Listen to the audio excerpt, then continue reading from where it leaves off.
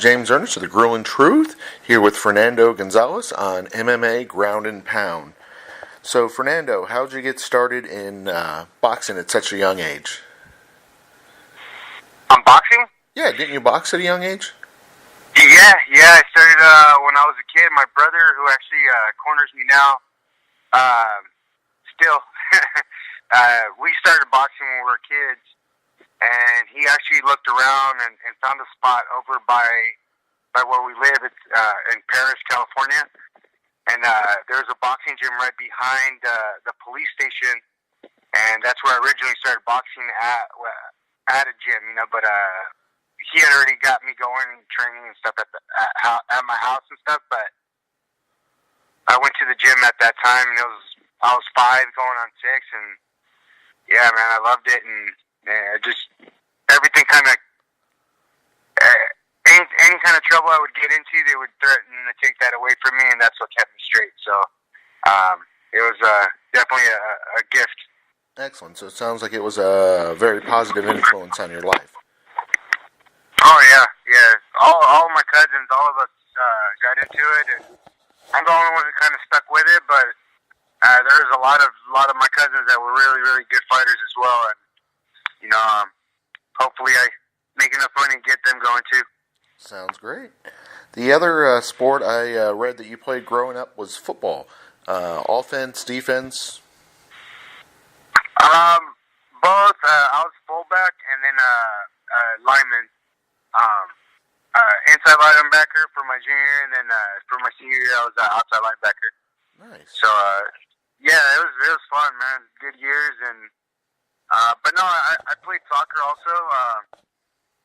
I just like, I like anything that's going to get my heart rate up, and obviously I'm Mexican, so I grew up doing that with all my cousins and stuff, so it was just something I love to do, and it's just fun, so soccer, football, and we didn't have wrestling, but I probably would have did that if it was there at the school, but it wasn't there at the time that I was going to school there.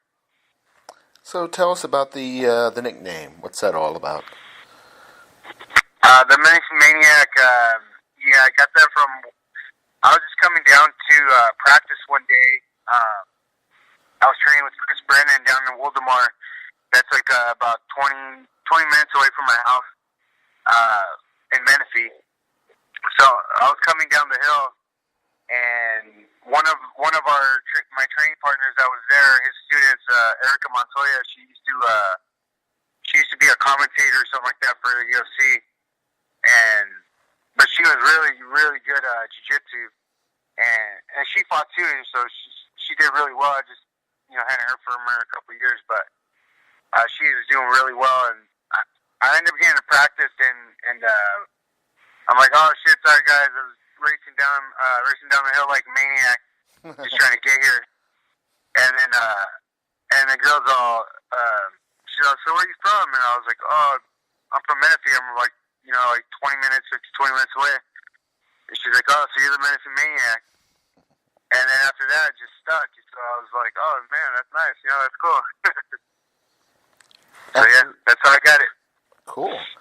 Yeah, I was going to say, shoot nicknames, it's interesting how they stick with you from time to time. Yeah, and I've always been proud of where I come from. I think, it's made me who I am, and there's a lot of talent that comes out of this area and that people really don't know about, I guess. But there's a lot of talented athletes out here, so for me to be able to represent where I'm from is a big deal for me, so I've always been very proud of that, and I'm going to get to do that again in January. After graduating from high school, what got you into MMA?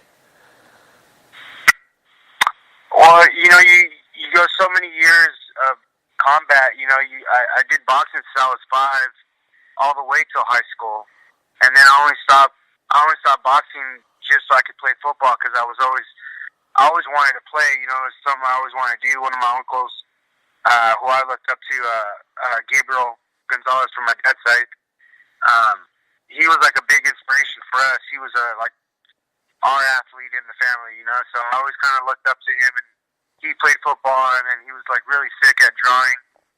So like we were all good at drawing, but not to his level. He was able to draw people like live, you know. Mm-hmm. So it's it's just those little things that kept me driven towards sports, and I always wanted to do that. So when high school came, I was like, I dropped it, went into football. But as soon as I got done, I started getting the itch, to start to either fight, because I wasn't fighting or I wasn't training or doing really much anything. I was working and then going out and partying and stuff, but I was starting to get that itch to want to fight because guys would get stupid, and I wasn't one to pick a fight, but I wasn't one to run away, and I didn't want to get into that routine, because that's how trouble starts. So I got back into. I was actually working at a gym, and one of the guys was handing out flyers. His name was Jason Ernest. He was my first sponsor with. It was a big sponsor like Tap Out. Mm-hmm. It was Outcast Fight Gear, and nice. They used to sponsor fighters like Javier Vasquez and a lot of big names. They used to sponsor Frank Mir.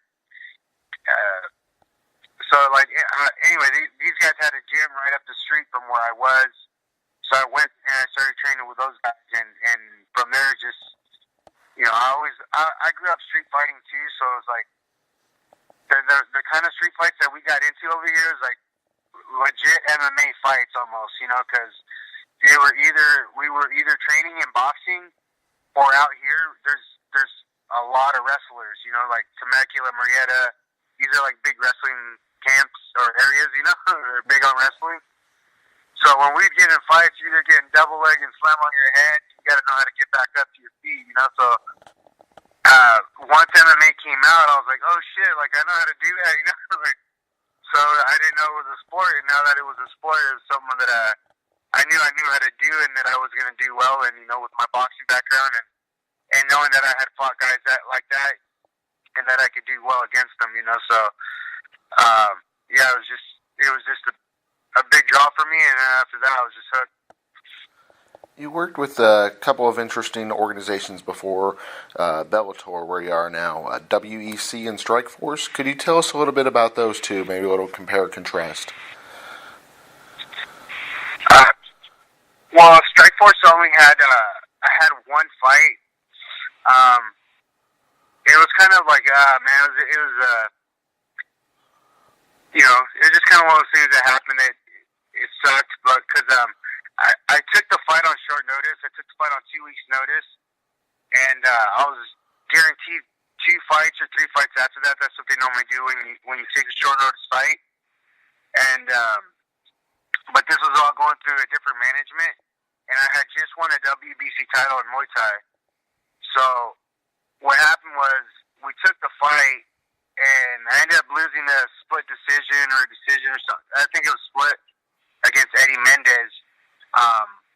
Which is crazy because I split him up open in the first round, and then I took him down to the third. So I thought I won that fight, but it was a close fight. I took it on 2 weeks' notice. I ended up losing that split decision. But then when I ended up going back to like, all right, well, so when can I schedule the next fight? My management had not. They declined the 2 other fights, so I would be able to fight Muay Thai. So that kind of bummed me out because now that put me out of a big show like that. And so yeah, just kind of, that was the only thing. I only got to fight for them once. So it was a lot of nerves going into that, especially just I already knew I didn't have much training, and I had to pretty much go all out or try to conserve, and you never want to go into a fight like that. You want to go in there fully prepared, knowing that you can throw full volume without ever gassing. And so yeah, those little things happen, but that experience helped me for Bellator, because now I knew that I had plenty of time to prepare. I had already went through that feeling of, man, like I lost my opportunity on a big stage, and I wasn't going to lose the second one. So tell us about that first fight with Bellator and just how well they run things in that organization.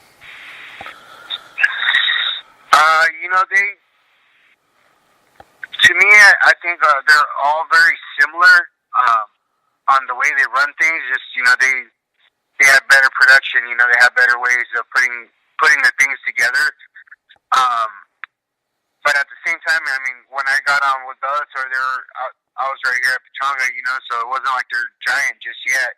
It wasn't until Scott Coker jumped on with us that it blew up to what it is now. Now I think we're competing at the level with the UFC. So from seeing that to where it's now, it's been huge. The venues are a lot bigger. It's just a lot nicer. As far as the experience goes, it's starting to flow a little bit easier. I think where we get there, we know what we have to do. We can work out. The next day, we're getting our packets. Everything kind of starts to. You already know what you got to do at a certain time, and then even then, there's still little fumbles here and there, but that's there's mistakes. We're all human, and that's the way it goes. But for the most part, the show runs pretty smoothly, and I get to fight all the guys that I want to fight. So I love fighting for Bellator, but yeah, man, it's awesome. Speaking of mistakes, you're right, people make them from time to time. Tell us about how you learned from your mistake that caused you to get suspended, and just how things have improved. What's that? The mistakes that you made in the past with that caused you to get suspended. Tell us how you've learned from that, and things have improved. With that performance-enhancing drug, which I never understood how they consider that, to fail a test. I don't get it, because I don't see how that helps anybody to fight. Right. Yeah, you get in trouble or whatever, and you got to learn from it. If not, then you're going to keep paying the price. But obviously, it's just,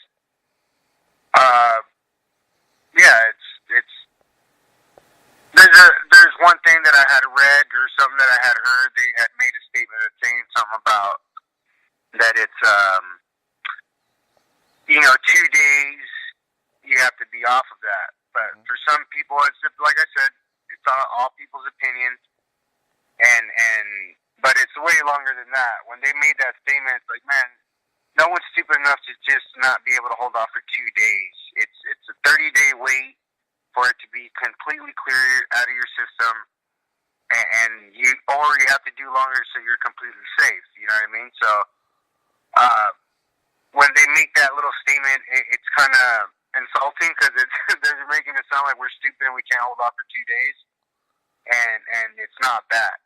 So it's a lot longer than that for the levels to be out of your system.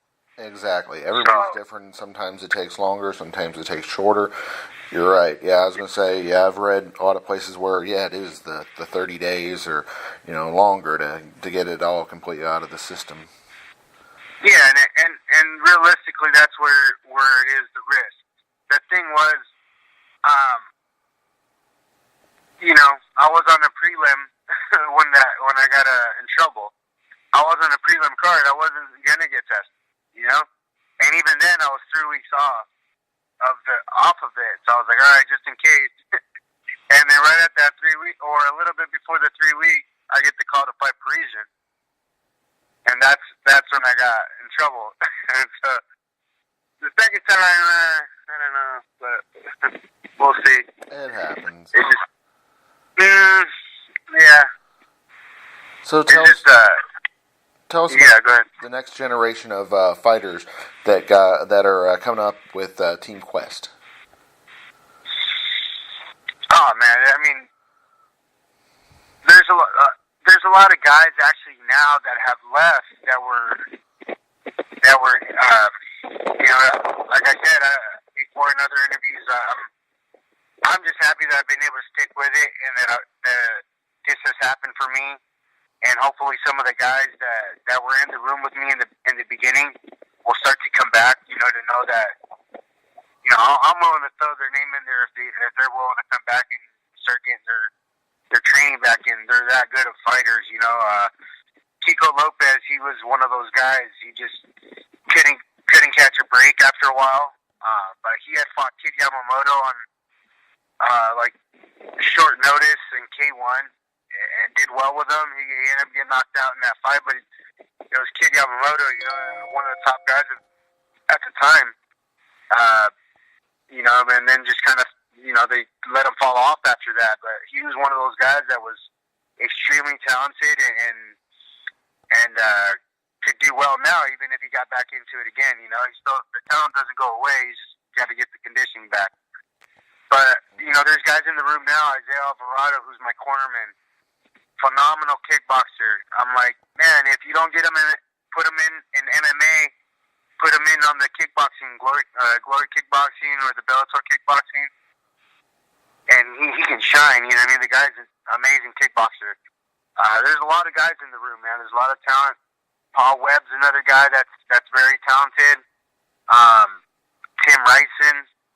We got a lot of smaller guys right now, but there's a lot of talent in the room, man, that hasn't been seen yet, and I'm trying to get these guys their opportunity one day. So I always say, if there's any companies out there that obviously these guys are pros. If they want to take any of the Team Quest guys on, that give us a call, man, because we got plenty of guys that want to fight. So what sponsors would you like to thank for their help and support? For my sponsors, I always want to thank CVAC, SoCal Fresh, Dr. Toy Chiropractic, and as far as the plastering, Heritage Tattoo, these are the companies that have been with me from the beginning. R&R Roofing, and a lot of them are just local guys, friends and family that have been supporting me since I got started in MMA. So, I'm proud to have them with me, and then obviously CVAC is like my cardiovascular training, altitude training. Those guys have helped me tremendously for my camps since I've been with them for about 2 years now. Mm-hmm. That has helped me tremendously. I'm going into the third round like it's the first round, and these guys are completely gassed. So, for me, it's just an enormous help in knowing that these guys are going to burn out and I'm going to beat them.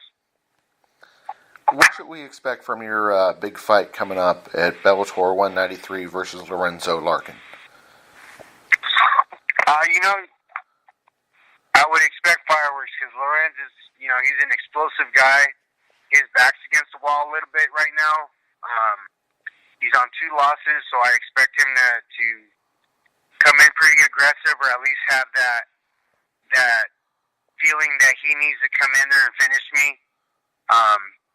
So I expect him to be, coming forward, and I see us meeting in the middle.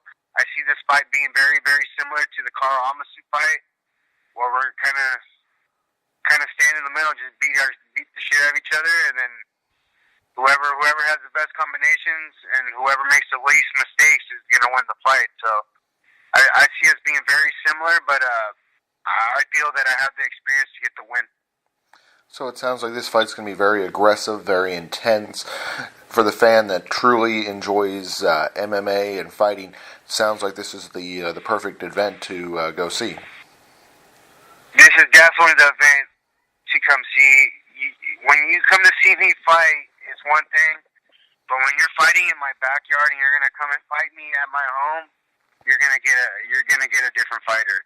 You're going to get a very, very aggressive and vicious fighter. So I would say definitely show up to this fight. Excellent. And before I let you go, what coaches would you like to thank? I would like thank my training partners, Isaiah Alvarado, Tom Galicchio, my brother Tristan Hernandez. These are my training partners. We all train and help each other get better, and that's really how we run things. And I don't really have a coach. Don't really have coaches like that. It's just we're all grouping together and bouncing ideas off of each other and going from there. we've been in the sport long enough where we know that the basics, jab, cross, suck, the movement, the footwork, is just, okay, this happens here, what the transitions now, you know, so the growth is being done now, and it's kind of crazy. We have our coaches to help us get ready and prepare, but the way we're bouncing ideas off of each other is pretty cool right now. How things are working out in the gym. So it sounds like you're a very close, well-knit working team that collaborates together really well. Yeah, it's like they say, so you're still an individual sport, so you have to have your own style of fighting. You're obviously going to train the other things, but it's got to be your way. If you have a particular thing that you want to set up or know how to do, that's your thing. You got to be able to do that. You know, you can't rely on somebody else's technique to do that for you. Excellent. Well, I'd like to thank Fernando Gonzalez for coming on MMA Ground and Pound on the Growing Truth Radio Network.